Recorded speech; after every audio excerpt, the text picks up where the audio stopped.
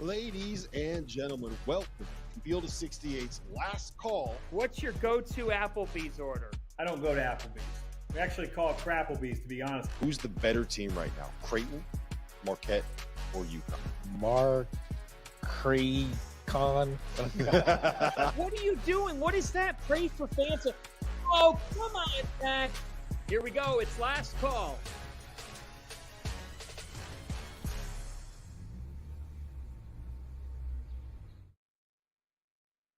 Welcome to Last Call from Stadium.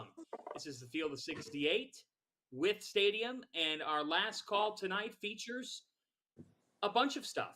A top 10 showdown tomorrow night between UConn and North Carolina, a matchup between FAU and Illinois, and your questions. So if you're in the YouTube chat, fire away a question to Doug Gottlieb, to Randolph Childress. I'm John Fanta. We'll be on with you for the next 28 minutes. So let's get right to it. Gentlemen, we closed the show, our Field 68 After Dark show.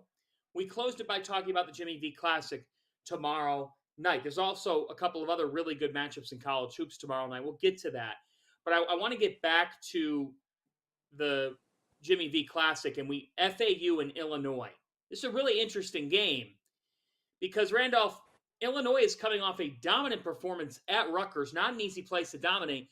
Here you have Terrence Shannon on one side. You've got John L. Davis, Elijah Martin on the other, and an Illinois team that appears to be improved. Quincy Guerrier, Marcus Domas, they got some pieces, RC. What do you think of this matchup? I think it's a hell of a matchup, but listen, I'm just such a fan of FAU. I love the way they play. They're one of my favorite teams to watch. We've talked about this before.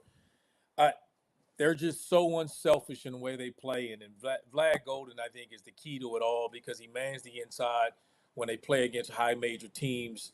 He avoids foul trouble somewhat. I mean, he does a really good job of avoiding fouls, but his play is improved play on the offensive end. He's the leading rebounder. We talk about their guard play. It's just the way that they play. If you hadn't watched them play, I strongly suggest you do it. They're so unselfish. The ball moves. They don't care who gets the shot. They just want the right shot. There's just not a lot of teams that play that way. And if they are dialed in and defend and just do what they do on the offensive end, they're tough to beat. They are tough to beat, and I think they'll get Illinois tomorrow. I agree with everything he said about FAU, and then you look at Illinois and the fatal flaw. They brought Moretti in, who's only a freshman, Italian kid, who's going to be really good, but his lack of experience at this level, I think, will rear its head a little bit. They're just not really guard heavy. Domas I loved him at Southern Illinois, tremendous player, but he's a 3-4. Terrence Shannon is more of a wing than a guard, a good passer and unselfish player. Even Hawkins, who is a face-up 5, can stretch you out, right? He's a good player, can pass, but he's not a guard. They're just not really loaded with guards. They got Dane Danes inside, can really score with his back to the basket. But I just don't think they have been able to figure out their point guard or guard issues, which is really what the downfall of this team last year as well. And I think that's going to be the issue against an FAU team that basically plays 4 out. They got multiple ball handlers, and they are also to that point that Randolph talked about where, when you play with a guy for 50, 60, 70 games, you just inherently know where they're going to be without a coach having to call a play. And that just has value. Consistency has value, and I think FAU wins this game. I think Illinois can be pretty good, but again, them trying to figure out their backcourt against better teams, athletic guards, that's going to be the challenge for them. Look, I will be contrarian. Illinois right now is KenPom 8 in adjusted defensive efficiency. They are a really good defensive team. And talking with Brad Underwood at Big Ten Media Day, he liked the role that they were in going into the year. He's like, look, I don't mind people sort of being like, we don't know what they're going to be. He's like, at the end of the day, I've got Terrence Shannon. And if I've got Terrence Shannon walking into a gym, I know I've got a shot because he could have an out-of-body experience on any given night. And he said, look, the thing about us this year is we brought in transfers who are going to impact winning. And you look at the kids that they brought in and what they've been able to do thus far. Marcus Domask was a really underrated pickup in the portal, guys. 6'6", super senior type of guy. Comes over from an SIU program. We know Lance Jones came over from there as well. Can shoot the three. Shot 6 of 13 at Rutgers. Like for Illinois, we've often said they could be come and go offensively.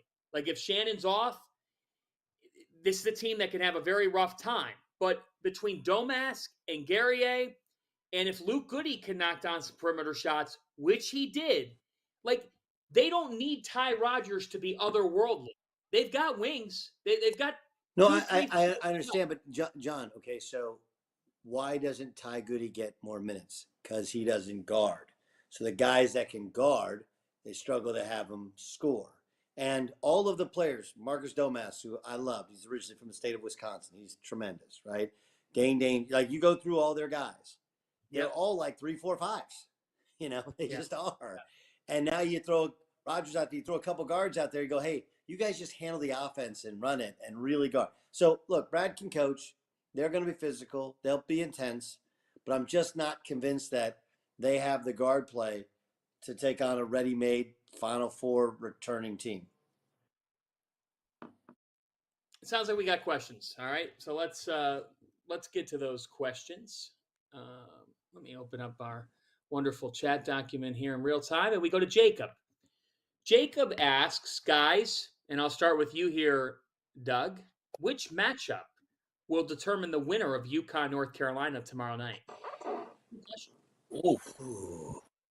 Oof. Damn good question. That's It's multiple a really good matchup. I mean, I think we start at the point guard spot, right? I agree with you. Because North Carolina, very, very likely to be throwing out there a kid who he would be older, but Elliot Cadeau is, I like him.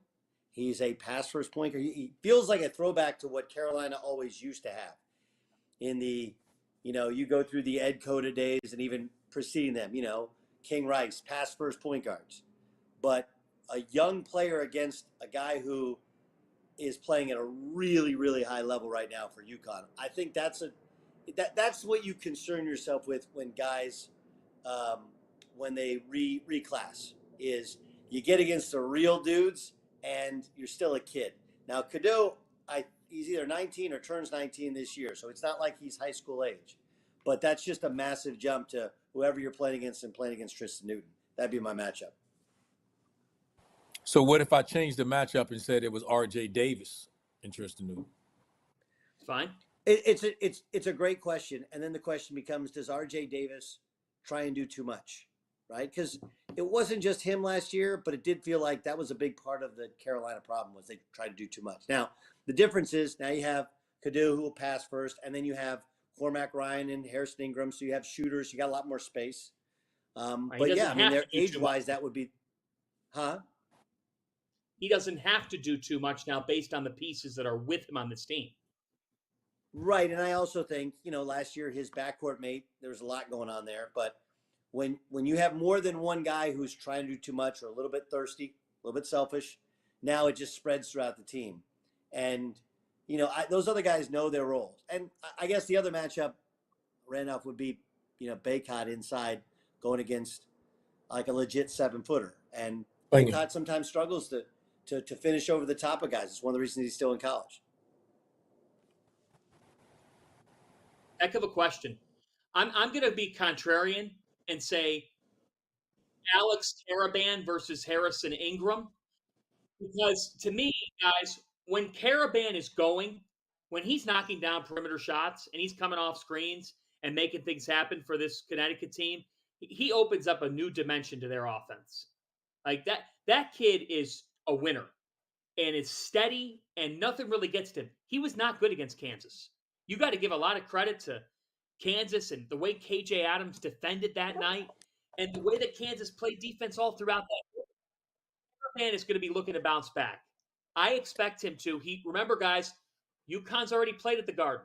They're going to have a big crowd there at the Garden. Not that Carolina won't, but they're comfortable at MSG. UConn is. And they won that Empire Classic with Caravan scoring 20 against Texas. I sometimes think it's simple. Ingram's got to shoot the ball well. He's got to make something happen. This is just segment 1, part 2 of Last Call up next.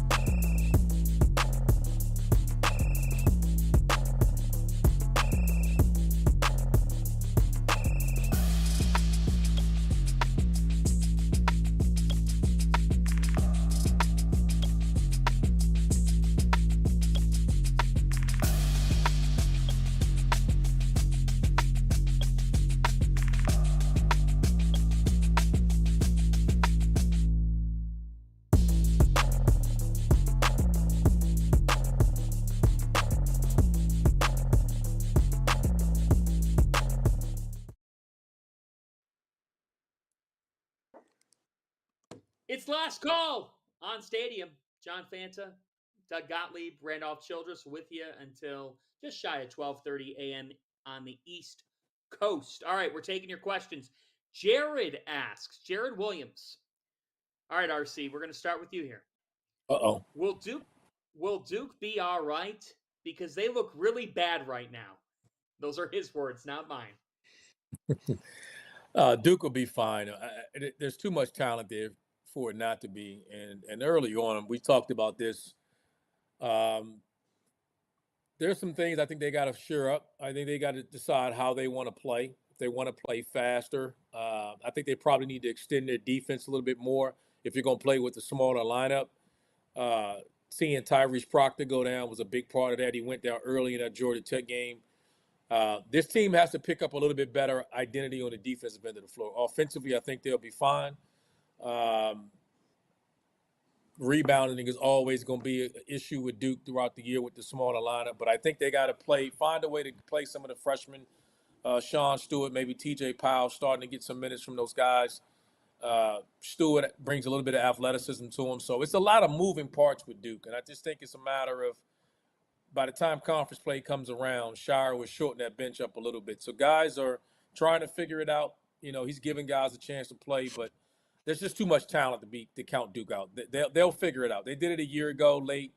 You know, you take for granted how young this team really is. They're led by sophomores. There's only 2 upperclassmen that really play. The rest are sophomores and freshmen. I still don't. There's a significant amount of improvement this team will make. I wouldn't worry about Duke. My plan was, my suggestion to you would be get them early, get them now.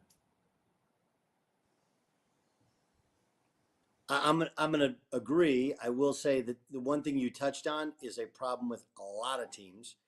And I'd be interested to know how much of it is you're trying to learn about your team and how much of it is you're trying to satisfy enough guys so they don't leave, right?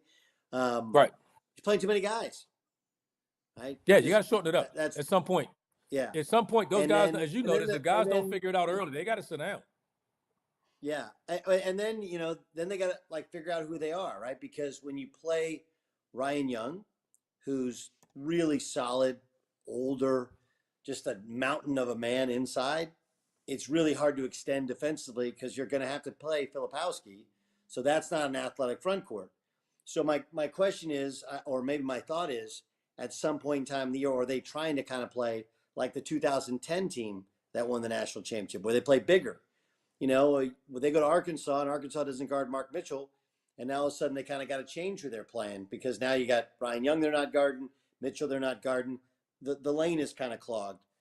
You mentioned the younger players. Yeah, I mean, will Jared McCain get on? Will he get going, or is this just Yes. going to be a year where he has to kind of learn and evolve, and maybe has a game or two late in the ACC? But generally, John, generally what happens is you get to about late January, the bench is like 8 guys.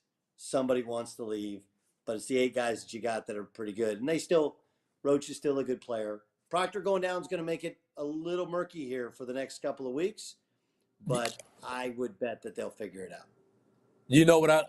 To your point, the injury to Tyrese Proctor could be a big thing because it could get Jared McCain going. Yep. On a consistent level, because I think now he may get accustomed to playing with the ball in his hands. That's an adjustment for guys coming into college. When you're in high school and you dominate the ball, you get to college and then you're kind of off the ball playing in this combo.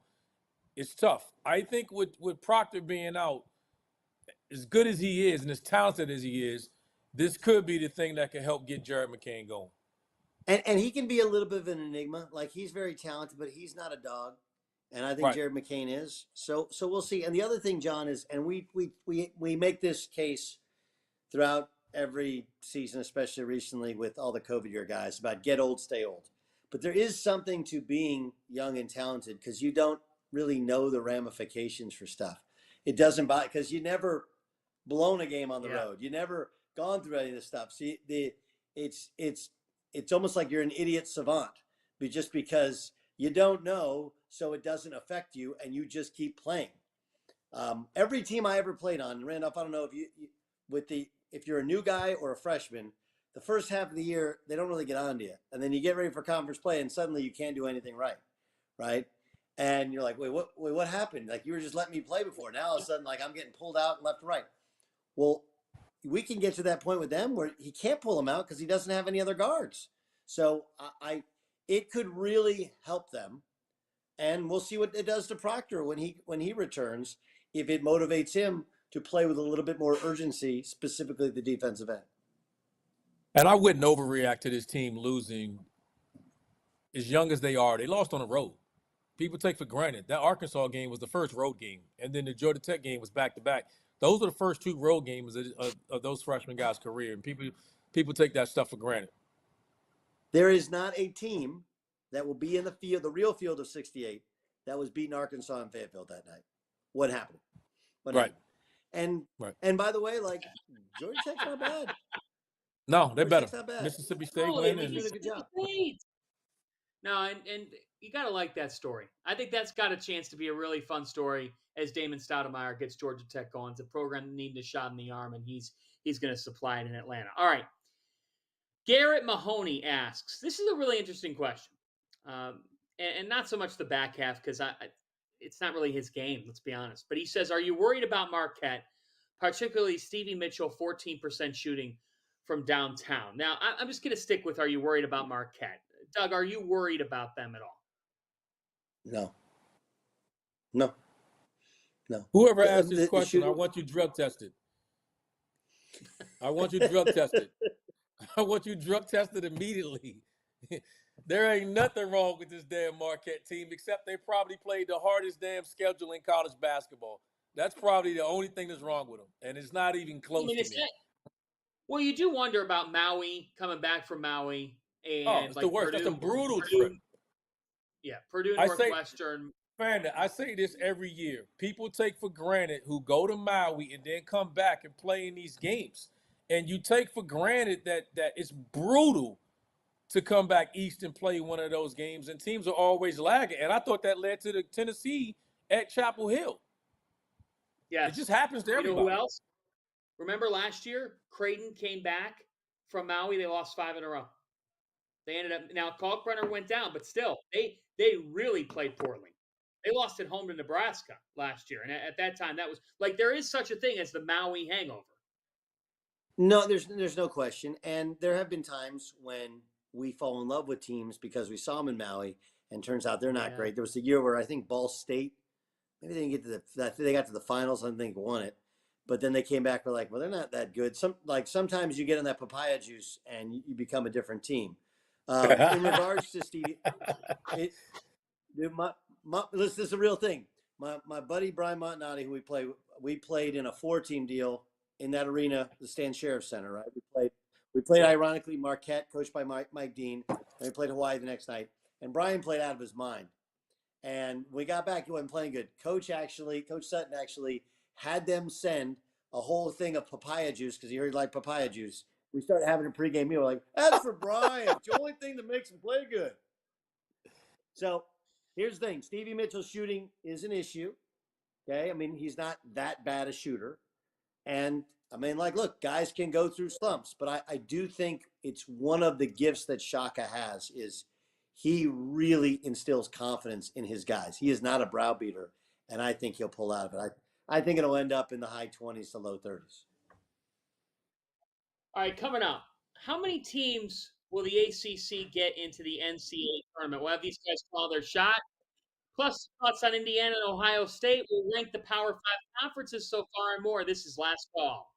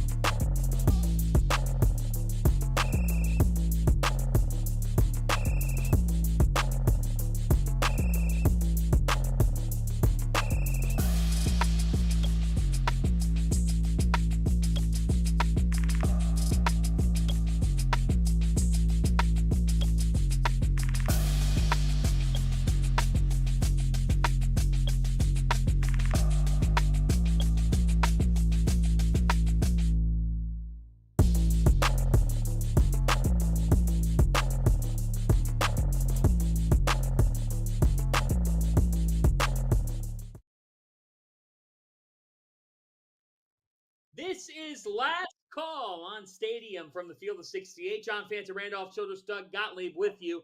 So we've got time for your questions here. We got about 4 minutes here, so we're going to go a little quicker on these questions because we want to get them all in. RC, how many teams get in the tournament from the ACC? I'm gonna say 6. I think Yeah, they get 6 teams. I'm with it about that number. Yeah, I mean, you look at Duke, Carolina, Miami, right? Virginia. Who else? Who am I forgetting? You know, then you start to figure out. Okay, Clemson, right? That's 5, and then somebody else. Maybe 2 somebody else's, but probably somebody else. Right. Yeah. Wake needs to handle business at home against Rutgers middle of this week. That's an important game for them. You know, guys, I know that they lost early. I'm not out on Syracuse. I'm not out on them. I'm not out on them at all. I do have my concerns perimeter shooting long term. Okay. But I think Autry's off to a good start, and I think they'll be fine. They'll be right. Do you know how hard it is to teach a program to play man-to-man when they played zone for 25 years? Yes, my gosh. and then to be pressing and getting after people at that. I mean, that's a lot. Different. That's a lot to ask. Yep. All right, Matthew asks, Doug, who do you like to finish higher in the Big Ten, Indiana or Ohio State? Ooh, it's a good one. Wow, that's a really good question, Matthew. That is a damn good question. Wait, I'm sorry. I love the question. It's kind of, but in reality, like it could be like who's going to be an 8 seed in the tournament or who's going to, you know what I mean? Like this is what we're deciding on here.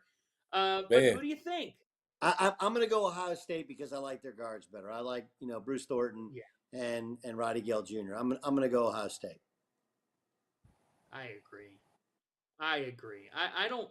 By the way, has there been a bigger disappointment in college hoops than Maryland? Ooh. They've gotten off to a They were preseason top 25 and just struggled. I don't know with the talent that they have. I didn't. I don't know what's going on with them to be this bad this early. All right, Garrett asks. All right, Garrett. He asks, will the Browns win a Super Bowl in my lifetime? No, hell no. Pick a new Oh, team. that is, come on. How could you say that? Because you gave How a could you- guaranteed $250 million to a guy that was good on a losing team. I'm sorry. That's what you ruined a big time defense and some good running backs and a good receiver because you gave All right, $250 million to this guy. And I'm sorry, I don't know if he's that guy. I'm done listening to Bye. it. They're going to win Get one. over it. They'll win one. Last one. Could RC, Fanta, and Doug combined beat Joey Chestnut in a 30-minute hot dog eating challenge? No. No. I don't know. Okay. I need to know the science to how that works. Like like they have the podcast. And show I how it throw works. up. I'm telling you now, I throw up. I'm a I puke love right the smell there of on the hot dogs. stage. I don't like the taste of hot dogs. It's disgusting. the I'm gonna taste. throw up right there on the stage on my second hot dog. Give me both. All right, let's go to toast of the night. Toast of the night. Doug Gottlieb, who are you toasting tonight? Well, I'm going to see if this thing has gone final yet. Oh my gosh! Are you going to do it? Cal Poly in double overtime against Oregon State. I love the late night hoops and a Big West team trying to go in there. Actually, I'm going to toast. I'm going to toast Creighton. I was with Oklahoma State last week and prepping for Creighton. I love the way that team plays. They only got about 4 dudes that can really go, but all 4 of them can. Kalkbrenner can really play. Trey Alexander can play. Like, that's a Baylor. Shireman's the Big East Player of the Week. He's a stud. And Stephen Ashworth fits that style perfectly. Creighton, that's my toast of the night. What they did last week at Oklahoma State and beating Nebraska. RC, go. You got 20 seconds. My toast of the night is too. I got Trevor, who's probably out now tossing that one. Drinks to you, my man. Happy birthday. There we go. Happy birthday, Trevor. My toast of the night is to Tremont Mark. I'm glad that he was back for Arkansas tonight. It's good to see him back. Arkansas beat Furman 97-83. My other toast tonight is to Princeton. Princeton's 8-0. 6 of their 8 wins have come away from home. Their net is 8. I know net can be deceiving. I know. They deserve to be right. How about they just beat Furman, and Blake Peters, their best shooter, went 0 of 10 from 3. That's how good they're. Their best shooter went 0 of 10 from 3. They still won. Mitch Henderson's Princeton Tigers, don't sleep on them. They should be right. For Randolph Childress, for Doug Gottlieb, I'm John Fanta. Dark is with you tomorrow from the Garden after the Classic. So long, everybody.